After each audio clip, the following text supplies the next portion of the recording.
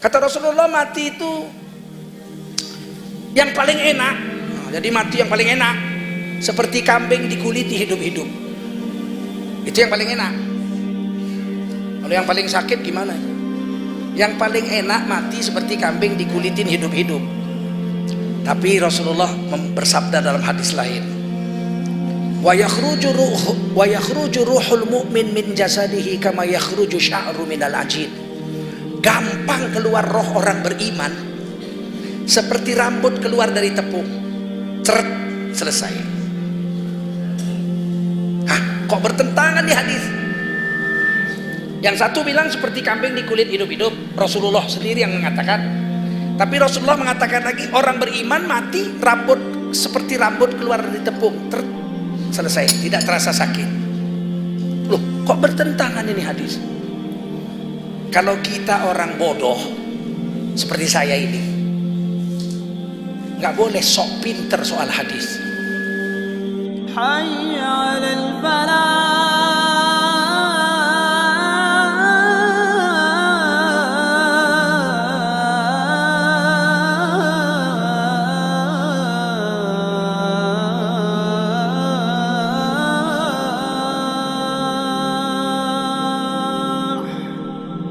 Ini hari kita disuruh cerita mati nih. Ini panitianya nakut-nakutin ini. Kita suruh cerita mati. Tapi memang mati itu harus selalu diingat. Sebab orang yang selalu ingat mati itu orang terbaik di sisi Allah SWT. Justru lupa mati itu bahaya. Lupa mati itu pangkal segala dosa. Wa nisyanul maut ra'su kulli khati'ah. Kata Nabi, kenapa orang berani berbuat jahat? Karena lupa mati. Udah nenek-nenek umur 80 masih nyanyi rock. Apa-apanya dong. Ya Allah, gigi aja udah gak punya tuh orang. Kenapa dia berani begitu? Lupa mati.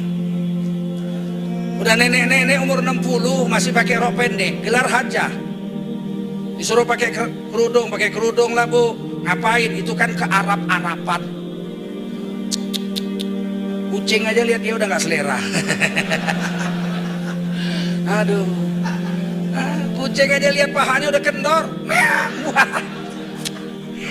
Aduh, kenapa berani begitu? Lupa mati. Dia pikir dia mau hidup 1000 tahun.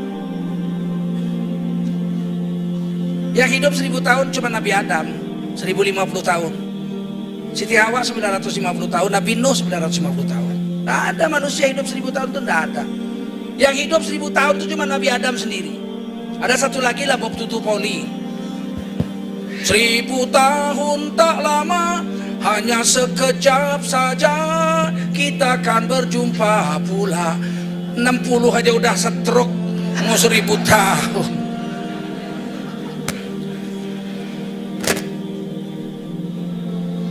Ganti, memang lebih bagus ini.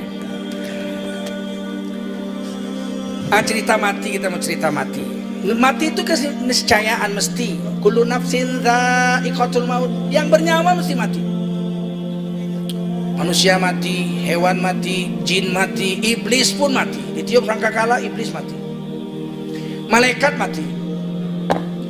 Malaikat maut mati. Mati semua, ditiup sangkakala semua mati. Malaikat yang di langit, makhluk yang di bumi mati. Yang hidup tinggal malaikat pemikul arash, malaikat maut, malaikat Jibril, malaikat Mikail, malaikat Israfil. Yang niup itu nggak mati dong. Maksudnya yang niup mati. Tapi kemudian Allah matikan. Malaikat pemikul arash mati, malaikat Jibril, Mikail mati semua. Tinggal malaikat maut. Kata Allah, kamu malaikat maut, pergi kamu cabut nyawamu sendiri. Dicabut pelan banget, namanya nyabut sendiri. Coba kita suruh cabut kuku sendiri coba. Cabut pelan-pelan, menjerit malaikat maut sekuat-kuatnya. Cabut sendiri nyawanya, nggak sanggup. Kata malaikat maut, nggak mampu aku ya Allah, sakit. Kalau aku tahu mati sakitnya seperti ini, aku nggak akan berani mencabut nyawa makhlukmu yang soleh. Saya nggak berani mencabut nyawa saya sendiri, nggak mampu saya Allah.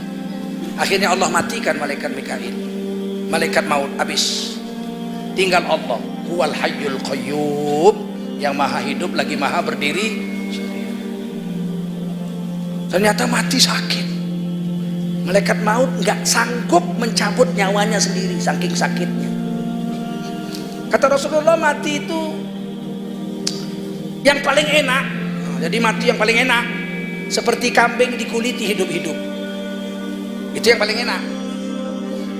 Kalau yang paling sakit gimana? Yang paling enak mati seperti kambing dikulitin hidup-hidup. Kata Nabi Musa, mati yang paling lezat seperti ditikam pedang 1000 kali.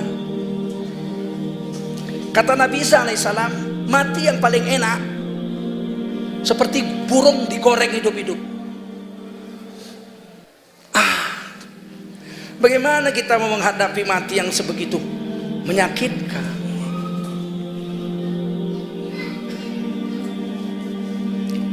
Tapi Rasulullah bersabda dalam hadis lain, wa yakhruju ruhul mu'min min jasadihi kama yakhruju sya'ru minal ajin.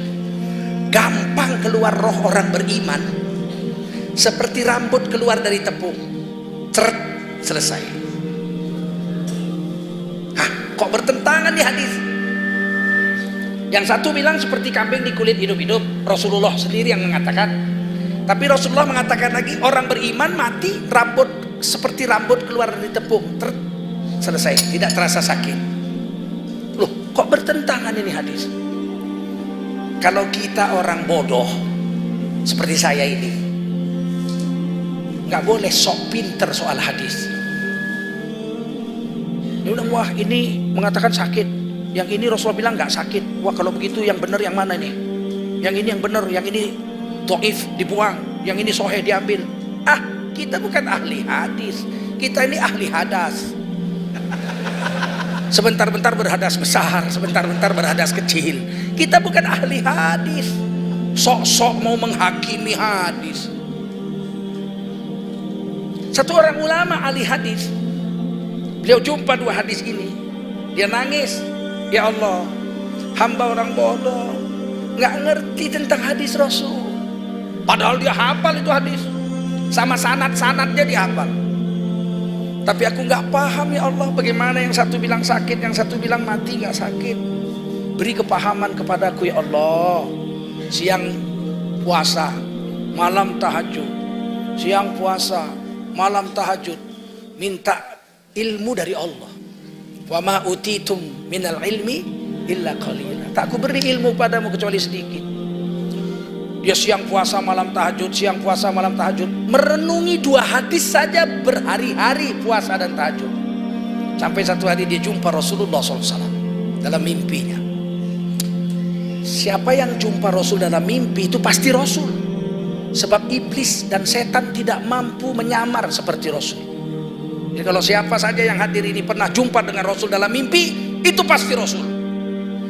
Tapi kalau jumpa dalam mimpi jumpa Ahok, belum tentu Ahok. Kalau Rasul mesti. Begitu beliau orang alim ini, ahli hadis ini jumpa Rasul dalam mimpinya, dia pun menangis. Ya Rasulullah, alimni hadzal hadis. Ajarilah aku tentang hadis ini. Yang satu Tuhan bersabda sakit mati, yang satu Tuhan bersabda mati tidak sakit. Ajarilah aku ya Rasul. Nangis-nangis. Rasulullah bilang, coba kamu baca dalam surah Yusuf. Rasulullah cuma bilang Iqra surah Yusuf. Baca surah Yusuf. Bangun. Begitu bangun langsung duduk baca surah Yusuf. Hafal Quran. Ulama. Kalau kita hafal Quran. Wah, kalau kita hafal Quran ulama ini langsung baca surah Yusuf.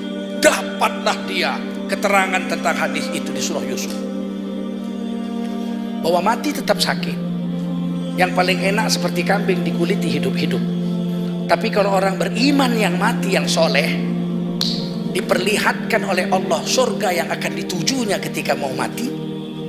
Sehingga cantiknya surga, harumnya bau surga, merdunya nyanyian bidadari menyambut rohnya mau pulang. sakit itu tidak terasa, terbius. Kata Allah, falaula idza balagatil hulqum wa antum hina idzin tanzurun. Ketika nyawamu sampai di leher, sakaratul maut, pada saat itu kamu akan melihat tempat yang akan kau tuju. Ahli sorga udah lihat sorga. Turunlah beberapa asisten malaikat maut. Kadang 6, kadang 8, kadang 10, kadang 12, kadang 20, tergantung derajat ulama yang orang-orang yang mau mati ini. Makin soleh makin banyak. Turun malaikat. Innalladzina qalu rabbunallah. Sesungguhnya siapa-siapa orang yang mengatakan Tuhan kami adalah Allah, tsumma istaqamu, kemudian istiqomah dalam agama, jatuh bangun lagi, kepleset balik lagi, mencong kembali lagi, terus istiqomah dalam agama. Tatanazzalu alaihimul malaikah, ketika dia mau mati turunlah malaikat-malaikat, bukan malaikat maut, malaikat asisten malaikat maut. Malaikat itu berkata, alla takhafu wa la tahzanu, kamu jangan takut, jangan bimbang, jangan cemas, jangan ragu. Wa abshiru bil jannati allati kuntum tu'adun, beri kabar gembira dengan sorga yang dijanjikan Allah untuk mereka. Nah, lihat sorga. Dia tanya sama malaikat, itu apa? Sorga. Siapa punya? Kamu punya. Itu istana, istanamu. Masya Allah, batu batanya dari emas, pintunya dari jamrud. Jamrud sebesar kuku aja harganya 2 miliar. Apalagi jamrud sebesar pintu, berapa triliun. Coba, ngapain kita sampai jual agama? Jual agama, cuman dapat gaji 100 juta sebulan. Kalau kita ahli sorga, pintu istana kita jamrud mas. Dia lihat, masya Allah cantik sekali. Lupalah dia rumah kontrakannya yang kumuh. Itu kita mau kemana? Kita mau pulang ke situ itu, ke istanamu itu. Maka dinampakkanlah bidadari-bidadari memakai sutra hijau, melambai-lambaikan selendang hijau, memanggil rohnya pulang. Allahu Akbar, senyum manis. Barulah datang malaikat maut, komandannya datang. Malaikat maut memberikan salam, assalamualaikum, selamat atasmu. Waalaikumsalam, man anta, ana malakul maut, malaikat maut saya. Mau ngapain? Ya jemput sampean. Mau kemana? Ke situ. Masya Allah, ditulislah kalimat la ilaha illallah di jari malaikat maut. Diletakkanlah antara matanya, 2 biji matanya diletakkan. Maka dia baca kalimat itu, la ilaha, dicabutlah nyawanya dengan sangat ringan. Wa yakhruju ruhul mu'min min jasadihi kama yakhruju sya'ru minal ajin. Tercabutlah nyawa orang beriman seperti rambut keluar dari tepung, tidak terasa sakit. Karena indahnya sorga, harumnya bau sorga, dan merdunya nyanyian bidadari. Terbius, hilang sakitnya. Keterangan ini dari mana? Dari surah Yusuf ulama ini dapat. Ketika itu Nabi Yusuf tinggal di rumah majikannya. Istrinya cantik jelita, se-Mesir paling cantik istrinya, namanya Zulaikha. Satu rumah dengan orang terganteng sedunia. Masya Allah, Nabi Yusuf itu terganteng sedunia. Nomor 2. Yang nomor 1 paling ganteng itu Nabi Adam. Nabi Muhammad mengatakan dalam kitab Qasasul Anbiya, Imam Ibnu Katsir, manusia paling ganteng sedunia Nabi Adam. Sahabat nanya, kami ini kudasar dari Yaman, dari Habsyah, dari Syam ke Palestina, ke Mesir, sudah kami berdagang. Kami mendengar orang paling ganteng sedunia itu Nabi Yusuf. Tapi kata Rasulullah tidak, yang paling ganteng itu Nabi Adam. Langsung diciptakan Allah, nggak lahir lewat rahim ibu. Jadi Nabi Adam tuh perutnya aja mulus, nggak ada bolongnya. Buat apa dibolongi, wong dia nggak lahir dari rahim ibu kok. Kita perut kita ada udelnya. Nabi Adam nggak punya udel. Untuk apa udel? Wong dia diciptakan kok. Kita perlu udel kan karena lahir dari rahim ibu, betul nggak? Harinya digunting jadi udel, bodong lagi salah guntingnya. Kalau Nabi Adam mana ada udelnya? Siapa paling ganteng kata Nabi Muhammad Rasulullah SAW? Nabi Adam paling ganteng. Kami dengar Nabi Yusuf, karena Yusuf nisfu min Adam. Rasulullah bersabda Nabi Yusuf itu separuh gantengnya Nabi Adam. Seberapa ganteng Nabi Adam? Separuh laki-laki sedunia dijadikan satu gantengnya untuk Nabi Adam sendiri. Terus Nabi ditanya, ya Rasul kalau begitu Nabi Yusuf gantengnya kayak mana? Separuhnya Nabi Adam. Berarti separuh ganteng laki-laki satu dijadikan satu untuk Nabi Adam sendiri. Seperempat laki-laki sedunia gantengnya jadikan satu untuk Nabi Yusuf sendiri. Sudah habis 3/4. Kami ini ya Rasul memandang wajahmu yang indah. Kami udah ke Yaman, ke Mesir, kemana-mana, ke Syam, ke Palestina, ke Habasyah. Kami belum pernah lihat orang setampan engkau ya Rasul. Ganteng sekali Rasulullah Pak. Gak bosan-bosan lihat wajah Rasul. Siapa yang pernah jumpa Rasul dalam mimpi pasti mengatakan Rasulullah adalah manusia paling ganteng. Jadi ganteng mana Rasulullah dengan Nabi Yusuf? Rasulullah menjawab, aku dan Nabi Yusuf seperti rembulan dan matahari. Berarti separuh untuk Nabi Adam ganteng laki-laki, seperempat untuk Nabi Yusuf, seperempat untuk Nabi Muhammad. Habis, kita tinggal sisa-sisanya aja. Makanya gak beres aja begini. Gak beres.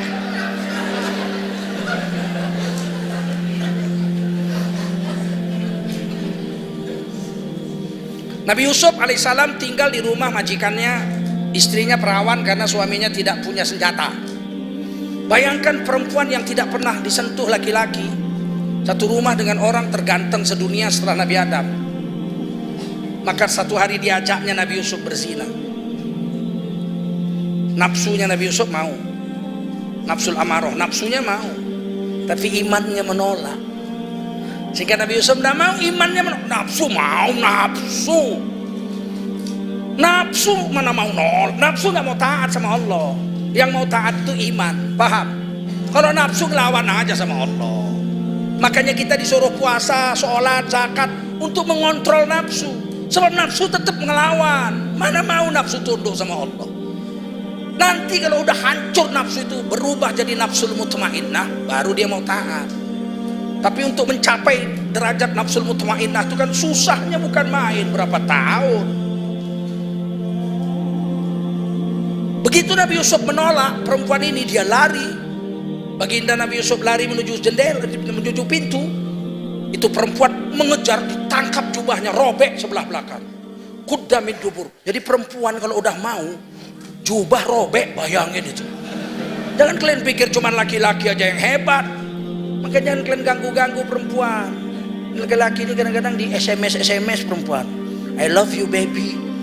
Udah dia mau mati, HP saya tidak aktif. Jangan main-main dengan perempuan, nafsunya 9. Kejar Nabi Yusuf. Nabi Yusuf lari ke pintu. Begitu dibuka pintu, wa alfaya sayyidaha ladal bab. Ini dalil mengatakan laki-laki boleh dipanggil sayyid.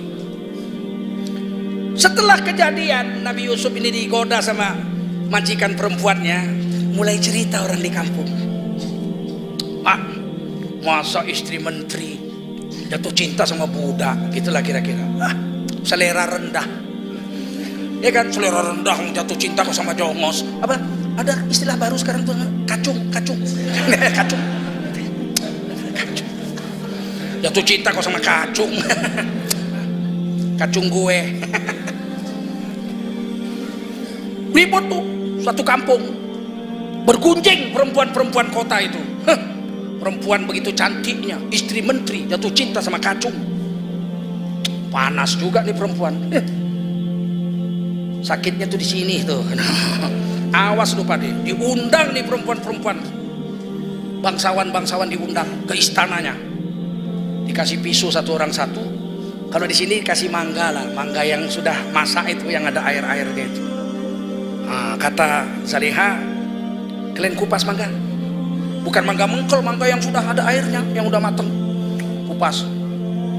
Sedang dikupas begitu, Siti Zulaikha panggil Nabi Yusuf, ukhruj alaihin, kamu lewati perempuan-perempuan yang lagi ngupas mangga itu, lewatin. Kamu nggak usah nengok kanan kiri, lewat aja, kayak Arjuna dalam film tuh. Lewat, jangan kayak buto takil, jangan. Kayak Arjuna aja, lewat aja. Ukhruj alaihin, lewati itu perempuan-perempuan. Gak usah ngomong, gak usah apa, lewat aja. Cik. Falamma ra'ainahu, begitu perempuan-perempuan itu melihat Nabi Yusuf lewat, akbarnahu, tercengang. Gantengnya, ini bukan manusia, ini mau malaikat. Wa qata'na aydiyahun, dipotong orang itu, tangan orang itu. Gak terasa sakit, padahal kena air mangga kan asem. Gantengnya. Udah lewat baru, wadaw, kesakitan, tangannya sudah terpotong. Barulah ulama ini sadar, ya Allah, lihat gantengnya Nabi Yusuf saja tangan perempuan terpotong tidak terasa sakit. Bagaimana lihat indahnya sorga, merdunya nyanyian bidadari, harumnya bau sorga, diciumkan kepada orang mukmin yang mau mati. Saat itu tercabutlah nyawanya. Sakitnya tetap, tapi tidak terasa. Karena apa? Indahnya sorga. Kita mau mati model yang mana ini sekarang? Hayya 'alal falah.